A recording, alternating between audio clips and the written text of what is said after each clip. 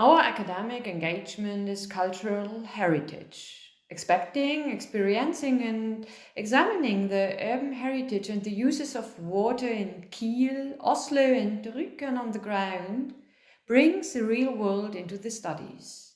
Concepts of places and heritage become reliable, do they?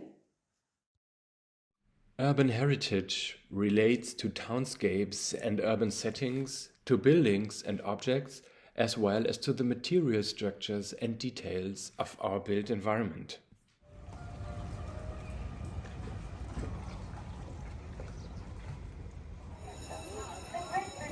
Das ist auch das Ufer, an dem sich die ganzen historischen Mühlen einst befunden haben. Da vorne, das steht schon so ein bisschen dran, ist die alte Mühle, ist ein Kulturdenkmal und ist ein Restbau. I mean, everything here is pretty much programmed. So you got exactly in practice what was in the plan. So, we are now kind of standing at the threshold between the new and the old York City. Then some of these buildings started to get new uses, like Now we're excavating. So it's a very large area, you have many excavation sites, many time layers and so on. So is that what will the educational concept be like? if you see photos from the 1920s, it's just totally transformed. A prominent position by the fjord was designated for the castle of Kiel.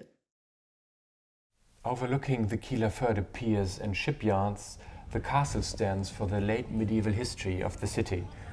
It was rebuilt in a modernist interpretation after its destruction during the Second World War. The youth hostel by city architect Rudolf Schröder was opened during the sailing event Kieler Woche 1962 and supplies maritime motifs. Akerselva, the river, was the main power source of the industrialization of Oslo in the 19th century. Since the 1980s, it has been transformed into a recreational park. Many of the landmark industrial buildings have been adapted for new uses. Some pictures of how it was here before. This is the building that we're standing in now, and this passageway is now going to be open. The city which we are living in now is really Christiania. This is Oslo. Just before it burnt in 1567. This is a memorial site at the government quarter in Oslo.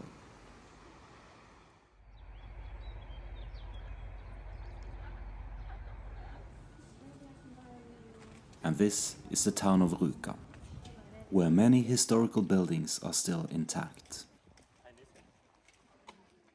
Material and details are key features in understanding and conserving heritage. They are actually blind windows, decorative windows, from the facade here from the 1500s.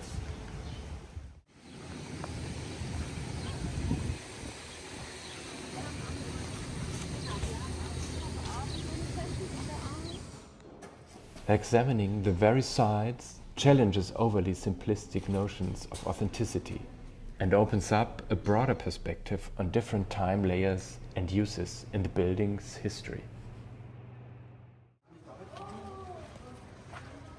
The old tunnel at Soheim power station. In Kiel, Oslo, and Rjukan, we reflected theory, history, and practices of heritage conservation while visiting.